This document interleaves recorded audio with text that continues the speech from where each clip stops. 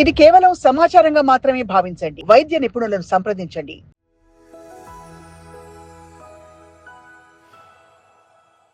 Surgery తర్వాత కూడా patient ప్రాపర్గా తన లైఫ్ స్టైల్ కానీ ఫుడ్ హ్యాబిట్స్ కానీ మెయింటైన్ చేయకపోతే తిరిగి మళ్ళీ ఎక్కడి నుంచి వెయిట్ గెయిన్ అవుతారండి? సర్జరీ ఫర్ ఎగ్జాంపుల్ 100 మెంబర్స్కి చేస్తే మనం ఒక 10 మందిలో ఖచ్చితంగా weight gain.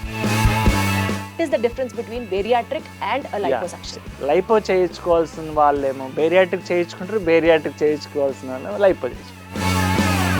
Robotic bariatric surgery అని అంటున్నారు కదండి, సేఫేనా సార్? మీరు అనుకున్నట్టు రోబోటిక్ అంటే రోబోట్ చేయదండి.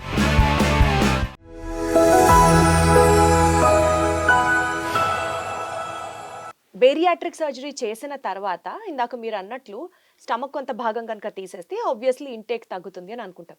కానీ సర్జరీ తర్వాత కూడా పేషెంట్ ప్రాపర్గా తన లైఫ్ స్టైల్ కానీ ఫుడ్ హ్యాబిట్స్ కానీ మెయింటైన్ చేయకపోతే తిరిగి మళ్ళీ ఎక్కడి నుంచి వెయిట్ గెయిన్ అవుతారండి? బికాస్ సర్జరీ చేస్తే అక్కడ స్టమక్ ఏం లేదు కదా లోపలికి వెళ్ళి సేవ్ అవ్వడానికి, అయినా ఎలా వెయిట్ గెయిన్ అవుతారు? ఇది ఒక మంచి క్వశ్చన్ అండి. యూజువలీ వెయిట్ గెయిన్ అయితే చూస్తున్నాం మనం. సర్జరీ ఫర్ ఎగ్జాంపుల్ 100 మెంబర్స్కి చేస్తే మనం ఒక 10 మందిలో ఖచ్చితంగా వెయిట్ గెయిన్ రావచ్చు. కానీ ఎక్కువ మంది వెయిట్ గెయిన్ అవ్వడానికి ఒక 3-4 రీజన్స్ ఉన్నాయండి. మెయిన్ రీజన్ వచ్చేసి ఏంటంటే, ఫస్ట్ థింగ్ మా దగ్గర సర్జరీ అవ్వగానే ఒక నెల రోజుల వరకు ఫాలో అప్లో ఉంటారు. తర్వాత నుంచి బాగా అయిపోయినాక అసలు మాకు కనపడరు. బేసిక్ హ్యూమన్ టెండెన్సీ లాగా. First thing basic follow up చాలా ఇంపార్టెంట్ అండి. ఇంకొంతమంది ఏమనుకుంటారంటే సర్జరీ అయిపోయింది. యూజువల్గా మనం సర్జరీ చేసినాక 80% of excess wait, for example 150 kilos ఉన్న వ్యక్తి మేబీ 70-80కి వచ్చారండి, వాళ్ళు 1-1.5 ఇయర్లో తగ్గిపోతారు. తర్వాత మేము తగ్గిపోయాం కదా అని చెప్పి హై క్యాలరీ ఫుడ్స్ తినడం మొదలు పెడతారు. అంటే ఐస్ క్రీమ్స్ తినడము, high calorie foods. So high calorie foods ఎప్పుడైతే తినడము, సెడెంటరీ లైఫ్ స్టైల్కి వచ్చేస్తారో మళ్ళీ వెయిట్ గెయిన్. ఇంకొకటి, మనం స్టమక్ అనేది సైజ్ తగ్గిస్తామండి. బట్ స్టమక్ ఎలాంటిదంటే మన బెలూన్ లాంటిది. ఇనిషియల్గా మనం కంట్రోల్ పెట్టుకుంటే ఆ ట్యూబ్ అలానే ఉంటుంది. కానీ తర్వాత తినంగా దాన్ని కొద్దిగా ఎక్స్పాండ్ చేస్తారు. డెఫినెట్గా ముందున్న వెయిట్కి అంత రారు, బట్ మన డిజైర్డ్ రిజల్ట్స్ అయితే ఉండవు.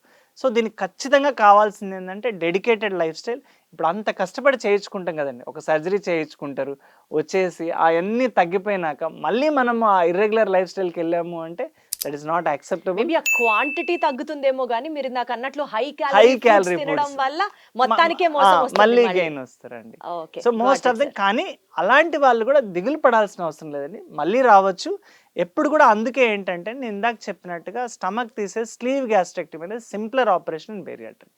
సో ఎప్పుడైతే మళ్ళీ మనకు వెయిట్ గెయిన్ అవుతున్నారో మనము తర్వాత ఫాలోఅప్లో ఉంటే ఏంటంటే దానికి కొద్దిగా మెడికల్ థెరపీస్ అవి పెట్టుకొని దాన్ని మెయింటైన్ చేసుకొని వాళ్ళని మోటివేట్ చేసి చేయగలం. ఆకలి లేకుండా కూడా ఏదైనా మందులు వస్తే బాగుంది సార్. ఆకలి లేకుండా యాక్చువల్లీ వచ్చాయండి, బట్ దాని పరిధి ఏంటంటే మేబీ ఒక 10%-15% ఆఫ్ ద టోటల్ వెయిట్ తగ్గొచ్చు. ఇప్పుడు ఈ మధ్య డ్రగ్స్ వస్తున్నాయి. అవి సేఫేనా సార్, వాడచ్చా? డెఫినెట్లీ సేఫ్ అండి.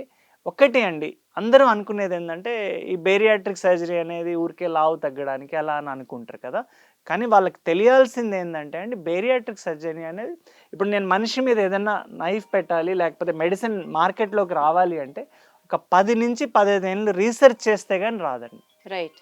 ఇప్పుడు మన బుక్స్లోకి వచ్చేయాలి అంటే ఒక 10-15 ఇయర్స్.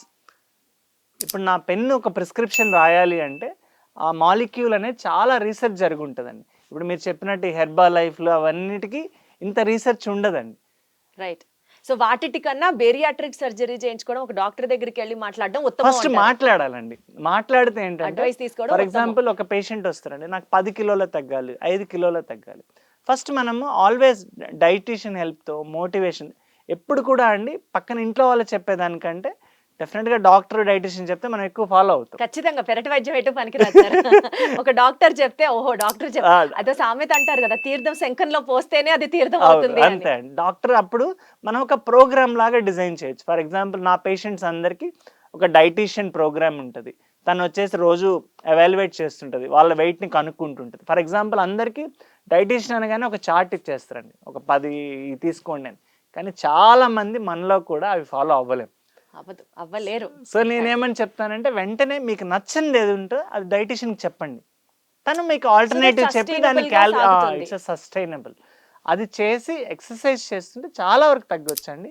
కానీ ఇవన్నీ చేసినా కూడా నేను ఇందాక మీకు చెప్పినట్టు జెనెటిక్ అవ్వని పక్షాన మాత్రమే ఇంకా నేను ఏం చేయలేను సార్, నాకు హెల్ప్ చేయండి అన్నప్పుడు మాత్రమే బేరియాట్రిక్ సర్జరీ ఇంపార్టెంట్. సో మరి బేరియాట్రిక్ సర్జరీ వల్ల ఇన్ని అడ్వాంటేజెస్ ఉన్నప్పుడు సార్, దానివల్ల అది అపోహ కావచ్చు, లేకపోతే సైడ్ ఎఫెక్ట్ అనుకోవాలో నాకు తెలియదు, కానీ మనం చూసే ఒక negative angle of bariatric surgery ఏంటి?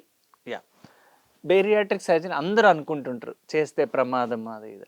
ఇప్పుడు మీరు ఆలోచించండి, ఒక 170 కిలోల అతను తన లైఫ్ సాగించాలి అని అంటే తనకు ఉండే కార్డియాక్ పరంగా రిస్క్ 50% అండి. కరెక్ట్. అంటే కార్డియాక్ Because of వలన obesity. ఇబ్బంది పడే అవకాశం, లేకపోతే ప్రాణాపాయం Right. వచ్చే అవకాశం 50%. ఇంకోటి డయాబెటీస్ వలన వచ్చే అవకాశం 90% ఉంటుందండి. సో ఈ రిస్క్తో పోలిస్తే బేరియాట్రిక్ సర్జరీ మీరు అనుకునే ప్రాణాపాయం కానీ అందరిలో ఉండే అపోహలు కానీ లెస్ దాన్ 1% అండి. అంటే ఒక 1000 మందికి చేస్తే ఒకరిద్దరికి అయ్యే అవకాశం ఉంటుంది. అండ్ ఆ రిస్క్ అనేది నేను ఒక గాల్ బ్లాడర్ సర్జరీ చేస్తానండి. ఫర్ ఎగ్జాంపుల్ ఇప్పుడు అందరికీ లేడీస్కి తెలిసిందే అండి, నార్మల్ లేబర్ అనుకోండి, సిజేరియన్ సెక్షన్, దాంట్లో రిస్క్ లేదా అండి? ఎంతమంది ఆడవాళ్ళకి మనం వింటుంటాం చిన్న రోజు చేసే సిజేరియన్ సెక్షన్. ఇప్పుడు నేనేమంటానంటే అండి, ఆ రిస్క్ ఎంత ఉంటుందో దీంట్లో కూడా అంతే రిస్క్ ఉంటుంది. అండ్ ఇంకొకటి నేను ఇందాక మీకు చెప్పినట్టు అండి, అందరిలో ఉండేది ఏంటంటే ఇది కాస్మెటిక్ సర్జరీ అనేది ఒకటి ఉందండి. అసలు నేను మీకు అన్నది అదే, it's a life saving surgery. నేనేమంటానంటే అండి, మీ వెయిట్ లూజ్ అవుతున్నప్పుడు మీకు లైఫ్ గెయిన్ అవుతుంది అంటే మీరు దానికి ఎక్కువ అటెన్షన్ పెట్టాలనేది నా ఉద్దేశం. So absolutely sir. This awareness అనేది పీపుల్ ఖచ్చితంగా అర్థం చేసుకోండి. బేరియాట్రిక్ అనేది it's not a cosmetic thing. It's a life ఈ రోజు మన సెషన్లో it's a life saving surgery అనేది కానీ ఆడియన్స్ అర్థం చేసుకోగలిగితే it's a very good thing. Wonderful sir. Sir ఇందాక మీరు అన్నారు ఆర్తి అగర్వాల్ గారి ఎగ్జాంపుల్ మాట్లాడుతూ అక్కడ జరిగింది బేరియాట్రిక్ సర్జరీ కాదు లైపోసక్షన్ అన్నారు. So what is the difference between bariatric and liposuction? చాలా మంది పేషెంట్స్ అండి లైపో చేయించుకోవాల్సిన వాళ్ళేమో బేరియాట్రిక్ చేయించుకుంటారు, బేరియాట్రిక్ చేయించుకోవాల్సిన వాళ్ళు లైపో చేయించుకుంటారు. ఎందుకు ఎక్కువ లైపోసెక్షన్ మీద వెళ్తారంటే చాలా కాస్మెటిక్ క్లినిక్స్ వచ్చాయండి. ఇప్పుడు మీరు ఈ రోడ్లోనే చూస్తే ఒక 4-5 ఉంటాయి. ఎందుకు అంతే వస్తుందంటే they think liposuction is easy procedure, దాంట్లో ఉండే ప్రాబ్లమ్స్ దానికి ఉంటాయి. లైపో ఎవరికి చేయాలి అంటే కొంతమంది చూస్తుంటారండి 50 కిలోలు 60 కిలోలు ఉంటారు, వాళ్ళు అంత లావు ఉండరు, కానీ ఎబ్బెట్టుగా ఉండే ఒక చోట ఫ్యాట్ అక్యుములేట్ అవ్వడం, వాళ్ళు ఎంత చేసినా తగ్గకపోవడం. చాలామంది ఏమనుకుంటారు ఏం కాదనుకుంటారు, కానీ వాళ్ళకు ఉండే ఆ మానసిక క్షోభ ఉంటుంది చూడండి, వాళ్ళకి లైపోగాన్ చేస్తే వండర్ఫుల్ రిజల్ట్స్ అండి. ఒక్కసారి మీరు ఆ లైపోగాన్ సర్జికల్ ప్రొసీజర్ సర్జికల్ ప్రొసీజర్ అండి. అది కూడా అందరూ అనుకున్నట్టు కాస్మెటిక్ క్లినిక్స్లో చేయించుకోవడం కంటే ప్రాపర్ హాస్పిటల్స్లో చేయించుకోవడం వెరీ గుడ్ అండి. ఎందుకు అంటే లైపో ద్వారా వచ్చే నెక్స్ట్ ప్రాబ్లం ఏంటంటే కొంతమందిలో ఎంబోలిజం అట్లా వస్తుంది. సో అట్లా ఉన్నప్పుడు అంటే ఏంటి సార్ ఎంబోలిజం? ఎంబోలిజం అంటే సడన్ గా పల్మనరీ అంటే మనకి శ్వాస దగ్గర అటాక్ అవ్వడం, అంటే ఐ మీన్ బ్లాక్ అవ్వడం. ఎప్పుడైతే అలా బ్లాక్ అవుతుందో శ్వాస ప్రక్రియ తగ్గిపోయి మనకి ఏంటంటే హార్ట్ ప్రాబ్లమ్స్ లాగా అట్లా వచ్చేస్తాయి. అవి రాకుండా ఉండాలి అంటే అవి వస్తాయి, అంటే మీరు అన్నట్టే లక్షల్లో ఒకరికి. ఎప్పుడు కూడా ఏంటంటే బెనిఫిట్ వర్సెస్ రిస్క్ చూసుకోవాలండి. అంతే కదా సార్. సో ఇప్పుడు తనకేంటంటే మీరు అన్నట్టు ఎక్సెస్ ఫ్యాట్ అనేది యాక్చువల్లీ ప్రాబ్లం కాదు ఒక చోట, కానీ తనకేంటంటే లైఫ్ లాంగ్ తన మొరేల్ తక్కువ ఉంటుంది. సో దానికోసం అది చేయించుకున్నట్టు ప్రాపర్ ప్రికాషన్స్ తీసుకొని చేయించుకోవాలనేది నా ఉద్దేశం. వేరేజ్ నేను అన్నట్టు బేరియాట్రిక్ ఇందాక మీకు చెప్పినట్టు ఏంటంటే it's a surgical and hormonal method. అంటే ఇప్పుడు ఈ ఫ్యాట్ ఏదైతే మనం ఒక చోట తీస్తామో, ఫర్ ఎగ్జాంపుల్ 170-150 కిలోస్ ఉండే వ్యక్తి మీకు లైపో చేసినా కూడా మళ్ళీ రీగైన్ అయిపోతారండి. అంతే కదా. ఇట్స్ ఎ టెంపరరీ థింగ్, వెరాజ్ this provides a long term solution అండి. ఎక్కువ రోజులు మనం తగ్గడానికి మెయింటైన్ చేయడానికి ఉపయోగపడుతుంది. అసలు ఈ రోజు ఇంటర్వ్యూ అయ్యే వరకు ఆర్తి అగర్వాల్ గారికి బేరియాట్రిక్ సర్జరీ ఫెయిల్ అవ్వడం కాదు, ఇట్స్ ఎ లైపోసక్షన్ సర్జరీ అన్నది తెలియలేదు. ఏంటంటే అండి ఆర్తి అగర్వాల్ కూడా అప్పటికే ఎక్కువ సార్లు చేస్తారండి. యూజువల్ గా మనకి అందరికి తెలియదు, అప్పటికే 4th టైం 5th టైం చేసిన. సో దాని గురించి అవగాహన లేకపోవడం వల్ల ఒక అపోహని నిజమని ఇన్నాళ్ళు నమ్ముతూ వచ్చాం మేము. Thank you so much sir, ఈ రోజు నాకు క్లారిటీ వచ్చింది. And next important point sir, ఇప్పుడు India is renownedly announced as the diabetic capital of the world. And ప్రపంచ దేశాలతో ఒబేసిటీతో కూడా మనం ఇండియా పోటీ పడుతోంది.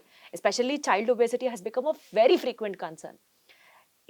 ఎందుకు ఒబేస్గా ఉంటున్నారు పిల్లలు అని అడగడానికి సరే జంక్ ఫుడ్ ఇతరత్ర ఫ్యాక్టర్స్ ఇందాక మనం డిస్కస్ చేసుకున్నవి వెస్టర్నైజ్డ్ లైఫ్ స్టైల్ ఇంపాక్ట్ ఎక్కువ ఉంటుంది అన్నది అర్థమవుతుంది.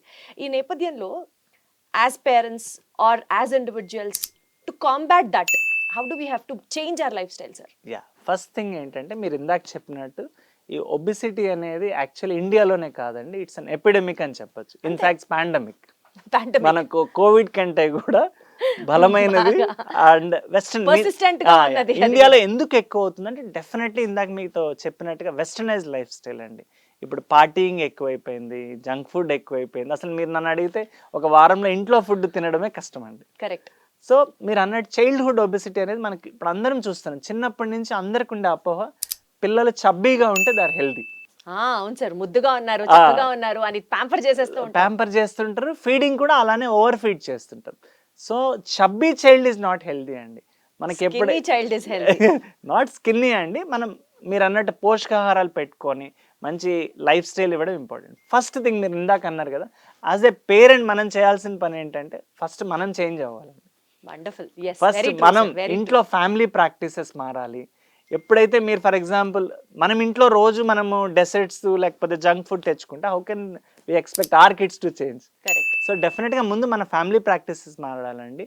అండ్ నేను చెప్పినట్టుగా వాళ్ళకి న్యూట్రియంట్స్ దాని మీద అవగాహన కల్పించడం ముఖ్యం. అండ్ డెఫినెట్లీ ఇప్పుడైతే మటుకు స్కూల్స్, ఫర్ ఎగ్జాంపుల్ మా పాప ఉందండి, స్కూల్లో చదువుతుంది, డాడీ నాకు జంక్ ఫుడ్ పెట్టొద్దని చెప్పేశారు అంటుంది. So those practices are good అండి. వండర్ఫుల్. ఎందుకంటే వాళ్ళే మనకు చెప్తున్నారు చేయొద్దని. సో దాన్ని మనం కానీ కొద్దిగా ఎఫెక్టివ్గా చేయగలిగితే డెఫినెట్లీ చైల్డ్హుడ్ ఒబెసిటీ వలన it is a proven fact అండి. ఫ్యూచర్లో they are landing up as you told with diabetes and other disease orders. So it is better to correct them from the childhood stage itself. Sir, ఇప్పుడు మనము bariatric surgery గురించి మాట్లాడుతూ ఒక new intervention robotic bariatric surgery అని అంటున్నారు కదండి. అసలు డాక్టర్లు చేస్తేనే బేరియాట్రిక్ సర్జరీ సేఫా కాదా అని ఇప్పటి వరకు భయపడుతూ వచ్చాం. అఫ్ కోర్స్ మీరు క్లారిటీ ఇచ్చారు. రోబోటిక్ సర్జరీ అంటే సేఫేనా సార్? చేయించుకోవచ్చు అంటారా? డెఫినెట్గా సేఫ్ అండి. మీరు అనుకున్నట్టు రోబోటిక్ అంటే రోబోట్ చేయదండి. ఓకే. రోబోటిక్ ఆర్మ్స్ ఉంటాయి. అంటే రోబోటిక్ ఆర్మ్స్ వలన సర్జన్ అనే అతను కన్సోల్ అనేది ఒకటి ఉంటుంది. థియేటర్ మీద ఏంటంటే మనకు ఆ రోబోటిక్ ఆర్మ్స్ని ఫిక్స్ చేసి ఆ ఆర్మ్స్ స్విచ్ వచ్చేసి డాక్టర్ దగ్గరే ఉంటుంది. కాకపోతే ఎందుకు మనకి ఇప్పుడు వచ్చే లాప్రోస్కోపిక్ అంటే రోబోటిక్ నెక్స్ట్ అడ్వాన్స్ ప్రొసీజర్ అంటే ఇప్పుడు మన ఫ్రీడమ్ డిగ్రీ ఆఫ్ మూమెంట్స్ ఉంటుంది. ఫర్ ఎగ్జాంపుల్ మా చెయ్యి ఉంటుంది, ల్యాబ్ చేసేటప్పుడు 2 and 4 moments our degree is limited. Whereas with robotic అనేది మనం ఇలా తిప్పగలమండి. అంటే 360 degree ఫ్రీడమ్ మూమెంట్ ఉంటుంది. ఇంకొకటి మ్యాగ్నిఫికేషన్ అండి. మనం చూసే అనాటమీ వన్ టైమ్ది 10 times కనిపిస్తుంటుంది robot. So the precision of the surgery is more. ఇంకొకటి ఏంటంటే pain. For example open surgeries కంటే లాప్రోస్కోపిక్ పెయిన్ తక్కువ అండి, ల్యాబ్ కంటే రోబోటిక్ తక్కువ. ఎందుకంటే అక్కడ టిష్యూ మ్యానిపులేషన్ చాలా తక్కువ ఉంటుందండి. So definitely going forward robotic is going to have a say like laparoscopy. Wonderful sir, మీతో మాట్లాడితే బేరియాట్రిక్ సర్జరీ మీద ఉన్న సగం అపోహలు తగ్గిపోయాయి. సగం కాదు, మాక్సిమం క్లియర్ చేసేసారు మీరు. అండ్ రోబోటిక్ సర్జరీ గురించి కూడా మాట్లాడారు. Thank you so much sir. Wonderful talking to you. Thank you అండి.